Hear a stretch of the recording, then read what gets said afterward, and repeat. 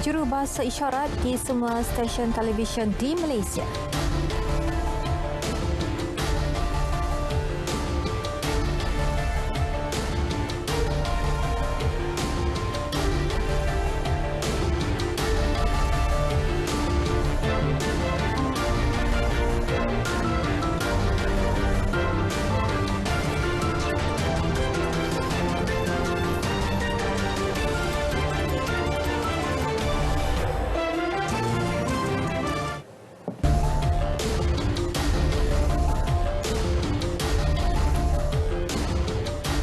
Assalamualaikum dan salam hormat. Anda bersama saya Miza Usni Muhammad dalam berita tengah malam. Model baharu pembangunan belia MBPB 2030 bakal dilancarkan Mac tahun depan. Ia dibangunkan berdasarkan aspirasi dan suara anak muda untuk pemerkasaan belia bagi tempoh 10 tahun ke hadapan. Fikiran analitikal. Menurut Perdana Menteri Datuk Seri Ismail Sabri Yaakob, MBPB 2030 membolehkan usaha pembangunan berterusan belia bagi melahirkan masyarakat 5.0. Apabila dilaksanakan kelak, MBPB 2030 ini bakal memberikan manfaat kepada golongan belia termasuk dalam meningkatkan sosioekonomi melalui peluang dan penciptaan pekerjaan, pendidikan dan kemahiran masa depan. Ia juga akan memperkukuhkan lagi sistem sokongan belia, khususnya hubungan dengan keluarga, masyarakat dan agensi kerajaan. Perdana Menteri berucap merasmikan Majlis Sambutan Hari Belia Negara 2021 peringkat kebangsaan di Ibu Negara. Dalam pada itu, kerajaan tidak akan merayu keputusan Mahkamah Tinggi Kuching berhubung had minimum usia pengundi dan pendaftaran pemilih secara automatik. Ini bermakna undi 18 akan dilaksanakan bermula 1 Januari tahun hadapan. Apabila Mahkamah membuat keputusan, kerajaan boleh merayu keputusan tersebut. Tetapi bagi menghargai dan menghormati anak-anak muda, Kabinet telah memutuskan kita tidak akan merayu keputusan yang dibuat oleh Mahkamah Terutamanya. Peruntukan RM1.5 bilion dan jaminan RM2 bilion di bawah skim jaminan kredit perumahan dalam bajet 2022 memperkasakan lagi agenda perumahan untuk golongan berpendapatan rendah dan ia juga menggalakkan golongan muda memiliki rumah dan melonjakkan lagi pasaran hartanah. Menteri Perumahan dan Kerajaan Tempatan Datuk Seri Rizal Marikan Naina Marikan berkata bajet 2022 menggariskan landscape berkaitan perumahan yang memenuhi hati rakyat. Peruntukan RM1.5 juta untuk projek perumahan melibatkan program perumahan rakyat PPR serta projek di bawah syarikat perumahan negara berhad dan Perbadanan Prima. Semalam diumumkan 1.5 bilion untuk tujuan bagi tujuan pembinaan penyediaan kediaman perumahan bagi B40. Tentu sekali lah ia membabitkan di PPR dan juga membabitkan penyediaan perumahan di bawah SPNB dan juga Prima. Selain daripada itu, sebagaimana saya sebut tadi, antara salah satu aspek untuk mendayahunikan sebuah kediaman itu adalah untuk menyediakan akses atau last mile connectivity, internet access. Maka saya telah mengenal pasti satu program yang saya namakan Jendela PPR. To wire up all the PPR yang dibina lah dahulu tapi sekarang ini telah pun diserahkan kepada PBT. Dan alhamdulillah dalam belanjawan itu telah pun diperuntukkan sejumlah untuk memastikan internet akses ke kawasan-kawasan PPR dapat dilengkapi.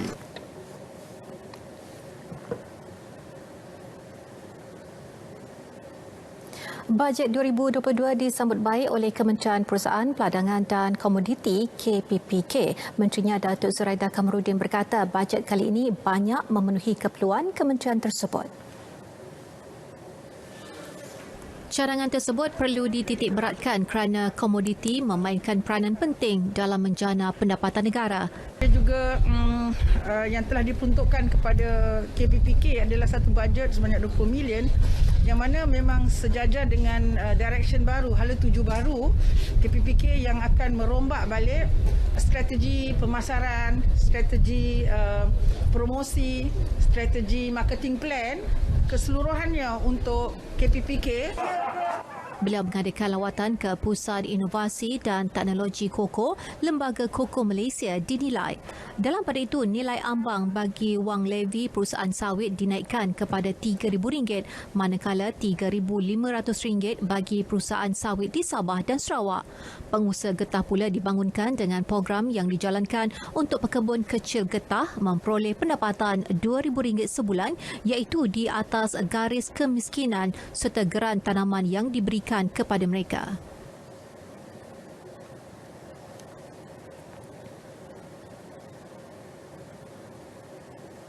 Kementerian Komunikasi dan Multimedia Malaysia KKMM bersetuju supaya khidmat jurubahasa isyarat dalam penyampaian berita diamalkan di semua rangkaian televisyen termasuk TV swasta berkuat kuasa serta metera.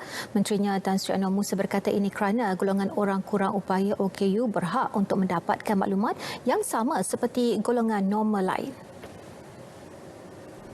Setakat ini hanya beberapa stesen televisyen yang menggunakan khidmat jurubahasa isyarat, khususnya rangkaian Radio Televisyen Malaysia RTM. Kita telah bersetuju supaya bernama melatih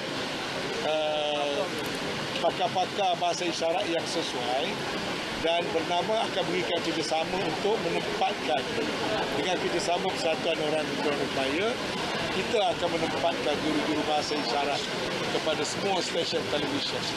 Beliau memberitahu media semasa majlis perasmian berkelompok persidangan tahunan pergerakan wanita, pemuda, puteri dan cawangan-cawangan UMNO bahagian Ketirih di Dewan Yayasan Kemiskinan Kelantan Ketirih.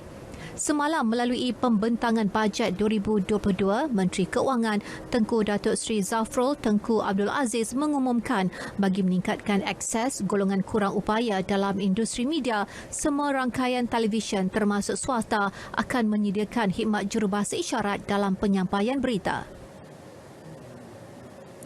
Bajet 2022 turut mengumumkan RM1.5 bilion bagi subsidi benih, baja dan pengeluaran padi. Golongan petani di kawasan Lembaga Kemajuan Pertanian Muda MADA berterima kasih kepada kerajaan kerana prihatin dan membela nasib golongan pesawah yang rata-rata di bawah B40.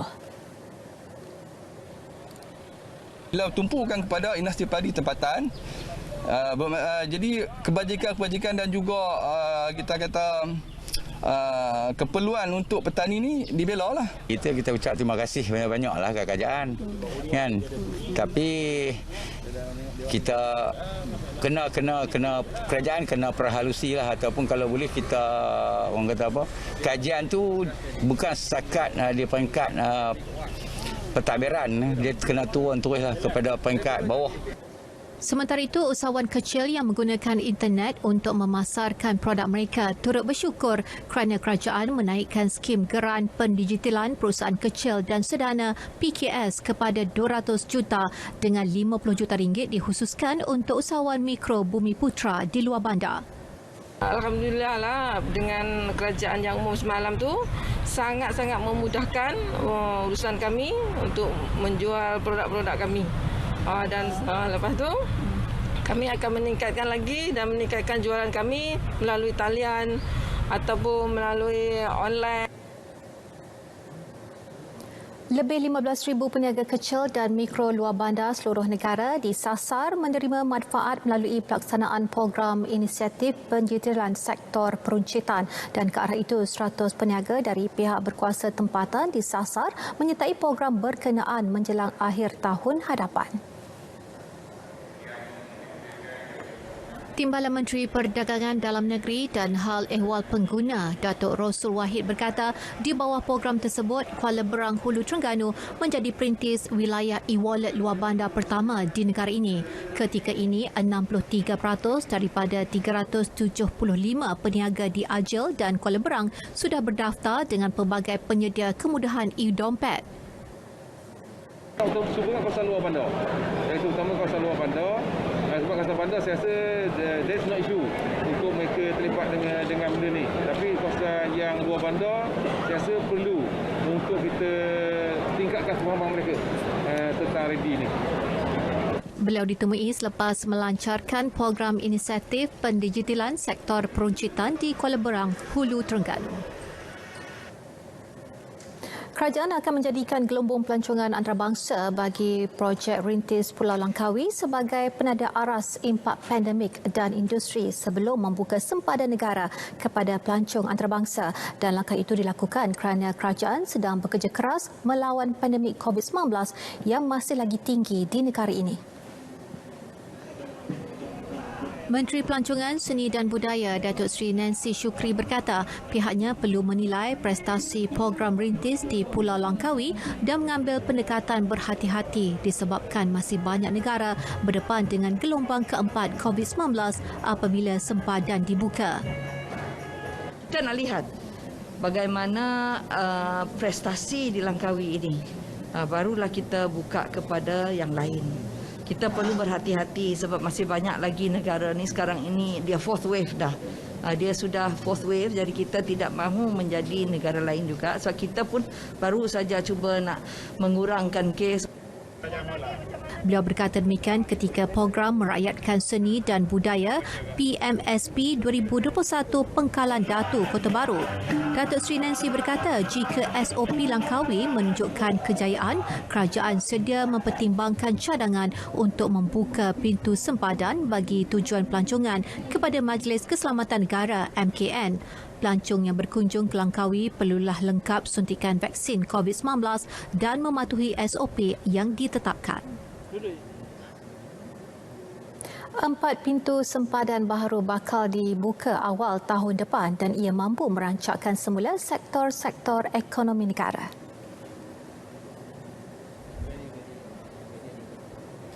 Jangkaan pembukaan sempadan berkenaan melibatkan Terminal Feri Desaru Kos Kota Tinggi Johor, Terminal di Setiu Terengganu, manakala 2 lagi di Sarawak.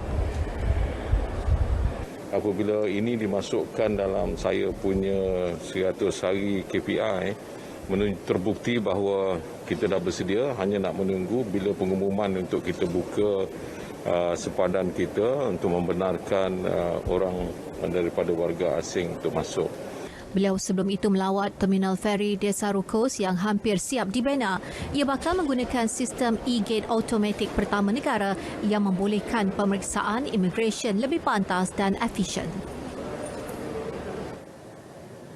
Harga siling kit ujan kendiri COVID-19 yang lebih rendah akan diumum minggu depan. Penetapan harga baharu itu dibuat hasil perbincangan dan sesi libat urus dengan pihak berkaitan.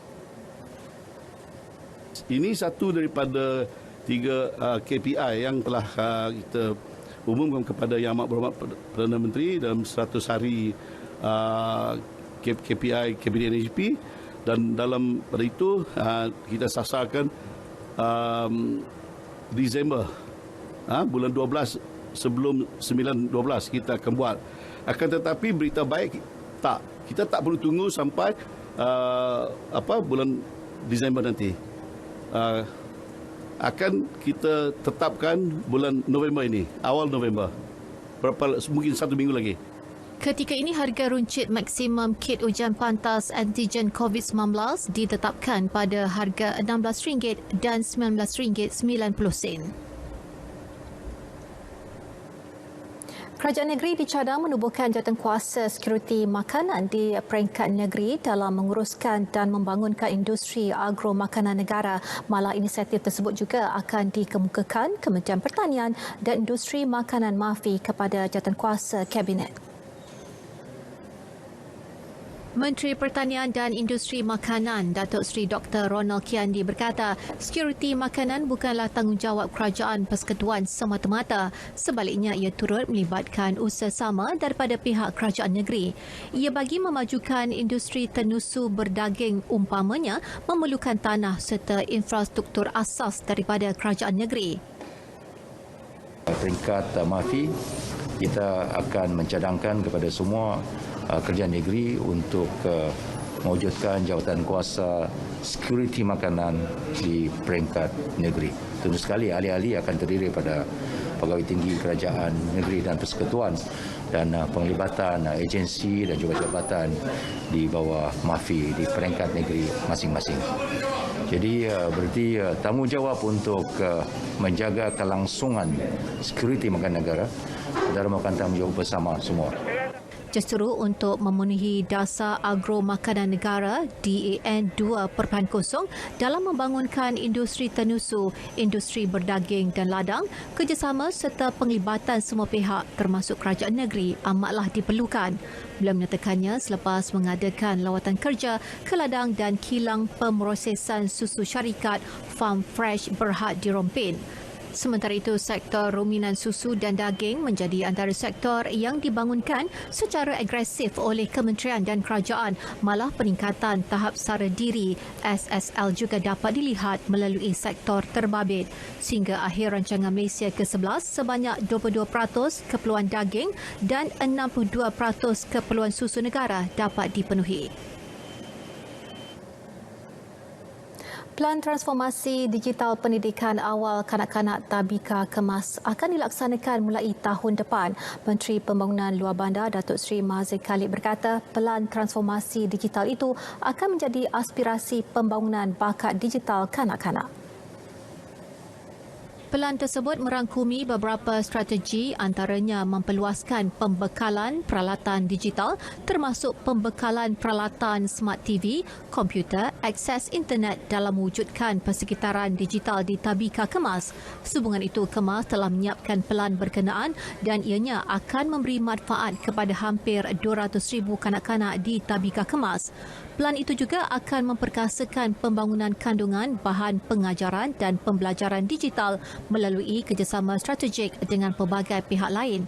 Sebanyak RM1 juta diperuntukkan bagi tujuan latihan dan pembekalan peralatan digital kepada hampir 10,416 pendidik masyarakat melibatkan 10,833 buah kelas Tabika Kemas di seluruh negara.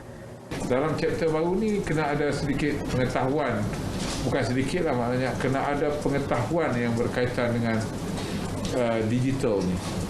Jadi yang ni kena belajar lah. Kemudian Kemas ada kerjasama dengan MDEC. MDEC ada bagi kursus kepada guru Kemas untuk berpengetahuan dalam bidang konektiviti lah internet ni. Beliau menyatakannya selepas merasmikan Majlis Penutupan dan Penyampaian Hadiah Hari Potensi Kemas Peringkat Kebangsaan tahun 2021 kali ke-16 di Alustar. Pelbagai kategori dipertandingkan pada Hari Potensi Kemas, antaranya Kemas Kid Top Host, Penyair Cilik, Si Cilik Kemas, Dengarkan Sirah Rasul dan Bilal Cilik. Juara keseluruhan disandang oleh Kemas Negeri Johor. Suruhanjaya Koperasi Malaysia SKM menubuhkan Majlis Pembangunan Usahawan dan Koperasi Peringkat Parlimen MPUKP dan ia merupakan penjenamaan semula Majlis Perundingan Koperasi Kebangsaan berperanan menyelaras dan memantau hal ehwal koperasi dan usahawan tempatan di peringkat Parlimen. Menterinya Tan Sri Noh Omar berkata MPUKP mampu membantu memulih dan mengembangkan semula perniagaan usahawan dan koperasi setempat. Ya, kita punya target kalau boleh kita nak pergi seluruh parlimen. Tetapi kita akan buat berperangkat. Perangkat. Kita akan turun ke tetap negeri. Saya akan pergi ke tetap negeri untuk memberikan penerangan. Apakah fungsi Majlis Pembangunan Usahawan dan Koperasi ini? Di mana yang saya nyatakan tadi bahawa di tiap-tiap kawasan parlimen ini ada banyak agensi-agensi bawah mana. Kita ada Amanah Ikhtiar, tentu ada Tekun. Kita ada koperasi. Yang kadang ada bank rakyat. Jadi mana pegawai-pegawai yang terlibat di bawah agensi saya, dia otomatik akan duduk dalam jabatan kuasa ini. Semua agensi di bawah kementeriannya akan turut menaik taraf sosioekonomi usahawan dan gerakan koperasi setempat melalui program-program yang dirancang. Beliau ditemui pada Majlis Pelancaran MPUKP peringkat Parlimen Tanjung Karang sempena Karnival Usahawan dan Koperasi 2021. Dalam majlis itu, RM2.89 juta geran serta RM47.2 juta pembiayaan perniagaan diserahkan kepada usahawan, koperasi dan PKS melalui agensi-agensi di bawah MEDAC. Perkembangan banjir di Kedah. Hujan lebat tanpa henti menyebabkan pekan pokok sena dan beberapa buah kampung di sekitarnya dinaiki air. Jumlah penduduk terjejas meningkat kepada 278 orang. Bagaimanapun, pemantauan sehingga pukul 11 malam tadi mendapati banjir di beberapa kawasan telah beransur surut. Sekretariat Jawatankuasa Pengurusan Bencana Daerah Kota Star, Kapten Pertahanan Awam Muhammad Zain Bahrum dalam kenyataannya berkata 10 keluarga daripada 35 penduduk di Kampung Permatang Limau, Pokok Sena dipindahkan di surau kampung berkenaan yang dijadikan pusat pemindahan sementara banjir PPS. Di baling 102 penduduk daripada 29 keluarga ditempatkan di 4 PPS. PPS yang beroperasi di daerah itu adalah Dewan Orang Ramai Banggul Derom, Sekolah Kebangsaan Siung, Sekolah Kebangsaan Tanjung Pari dan Sekolah Kebangsaan Titi Gantong.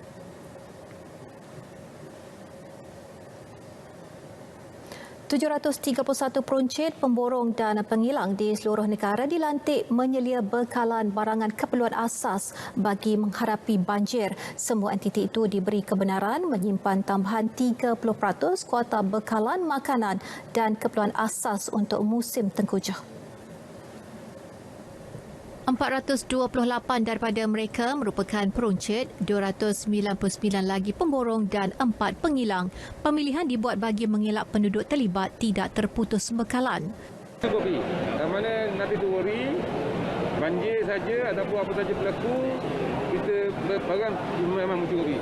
Dan kita pun bukan saja di peringkat kita, di peringkat Jabat Daerah pun, di peringkat sekolah pun kita bersedia untuk menghadapi. Orang ramai dinasihat tidak melakukan pembelian panik.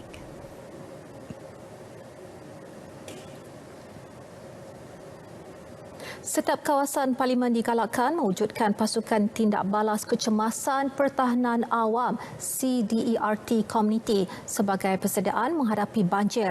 Timbalan Menteri di Jabatan Perdana Menteri Tugas-Tugas Khas Datuk Mastura Muhammad Yazid berkata ia juga bertujuan memberi pendedahan kepada komuniti terhadap sebarang kecemasan dan bencana yang berlaku. Penubuhan pasukan ini juga akan mewujudkan kerjasama antara komuniti dan agensi kerajaan. Setiap parlimen di Malaysia ini mewujudkan sidet masing-masing. Sebab setiap parlimen, hampir semua parlimen ada APM mereka di daerah masing-masing. Sidet ni kelainannya adalah ia terdiri daripada komuniti setempat, ahli komuniti setempat yang semestinya mereka mendapat maklumat sebab mereka kadang terdiri daripada ahli ketua kampung dan juga ketua-ketua masyarakat di kawasan itu.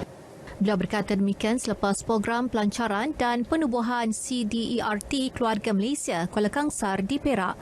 Sehingga kini terdapat 207 pasukan terdiri daripada CDERT Community, kerajaan, badan bukan kerajaan NGO dan swasta. Kerajaan Negeri Johor akan mengemaskini setiap inisiatif dalam bajet negeri itu yang bakal diumumkan November depan dan ia selaras dengan pengumuman bajet persekutuan bagi memastikan tiada rakyat di negeri itu tercicir daripada menerima bantuan. Menteri Besar Johor Datuk Hasni Muhammad berkata bantuan turut dipeluaskan kepada semua masyarakat mencakupi pelbagai aspek dan sektor ekonomi. Bantuan-bantuan yang kita dapat pertimbangkan bagi mereka-mereka yang tidak tergolong ataupun tidak berpeluang menerima faedah daripada belanjawan tersebut. Beliau berkata demikian selepas majlis penyampaian hak milik Kampung Sri Maju Jaya dan Kampung Bukit Nyamuk di Dataran Belia Renggam Keluang.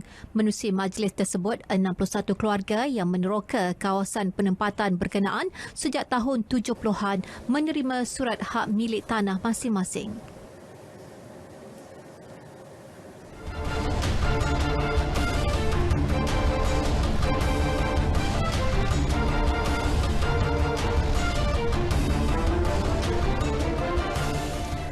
Aksi Piala Malaysia 2021 dan hari ini berlangsung 4 perlawanan melibatkan saingan kumpulan A dan juga kumpulan B dan berikut keputusan penuh perlawanan.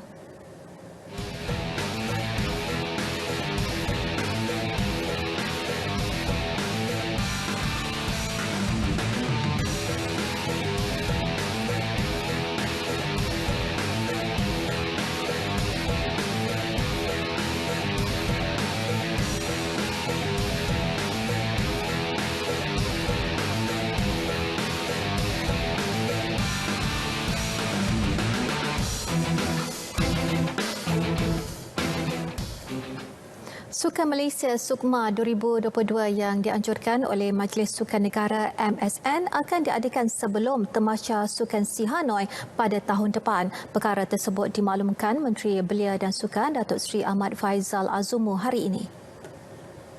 Menurut Datuk Seri Ahmad Faizal, penganjuran Sukma dilihat penting terutama bagi memastikan usaha mencungkil bakat baharu dapat diteruskan. Beberapa perkara yang sedang dalam perhatian ataupun perlu diteliti sekarang ini. Yang pertama, jumlah acara. Kami telah mendapat maklum balas daripada semua negeri dan semuanya bersepakat untuk mencari jalan agar semua pertandingan ataupun acara yang telah diputuskan sebelum ini diteruskan. Jadi untuk itu MSN akan perincikan. Yang keduanya berkenaan dengan bilakah ianya akan dianjurkan. Tentunya perlu ianya dianjurkan untuk kita mencungkil bakat untuk kita serapkan di dalam pasukan kita untuk bertanding di Sukan C, Sukan Asia dan juga Commonwealth Games yang akan dianjurkan depan. So it's going to be a hectic sports season for next year. Terdahulu, Jawatankuasa Tertinggi Sukma pada Khamis lepas bersetuju supaya Sukma dan para Sukma Johor 2020 yang sebelum ini ditangguhkan sehingga 2022 ditangguhkan lagi ke 2024, manakala MSN bersetuju untuk menganjurkan edisi 2022 di Kuala Lumpur. Kelaikan Piala Asia 2022 Kumpulan J kekal dengan perancangan dan kekuatan sendiri. Itu fokus Ketua Jurulatih Skuad Bawah 22 negara Brad Maloney menjelang aksi terakhir peringkat kumpulan menentang Thailand esok. Azizi Harun di Ulaanbaatar, Mongolia ada laporannya. Esok skuad belia negara bakal berdepan cabaran sukar. Namun bagi Melanie, beliau mahu kesemua anak buahnya berjuang habis-habisan pada aksi terakhir menentang Thailand. Yeah, our approach to the game won't change. What we've done to date has worked well for us, and we've achieved our first two targets in the first two matches, which is great. So there's no need for us to change too much, and our approach will be very similar in the final game. Yeah, Thailand are obviously a very good team, and prior to the tournament they would have been favourites to qualify through this tournament. So we respect them greatly, but we will stick to our guns and play our game and our principles, and we expect a very competitive match. Dalam masa sama, beliau tetap optimis dengan kemampuan kesemua pemain muda negara bagi menyekat dominasi Thailand. Bagi Ketua Pasukan Kebangsaan Muhammad Mukhairi Ajmal, tiada yang lebih penting selain menamatkan perlawanan dengan 3 mata. Kita orang tak boleh ambil mudah dan tak boleh rasa selesa dengan kemenangan 2 game. Dan game terakhir ni kami sepasukan nak menang juga. Walau bagaimanapun kami nak menang. Kami tak nak seri, tak nak kalah. Saya rasa game terakhir ni game yang cakap paling sengit lah, sebab Thailand dan Malaysia nak fight untuk top. Walaupun keputusan seri sudah memadai, namun misi mesti menang kepada pasukan negara merupakan fokus utama mereka. Sama-sama kita doakan kejayaan pasukan negara dalam perlawanan terakhir bertemu Thailand.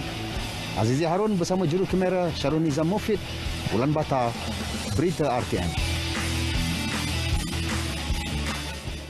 Berita tengah malam berakhir di sini. Dengan itu, Assalamualaikum dan selamat malam.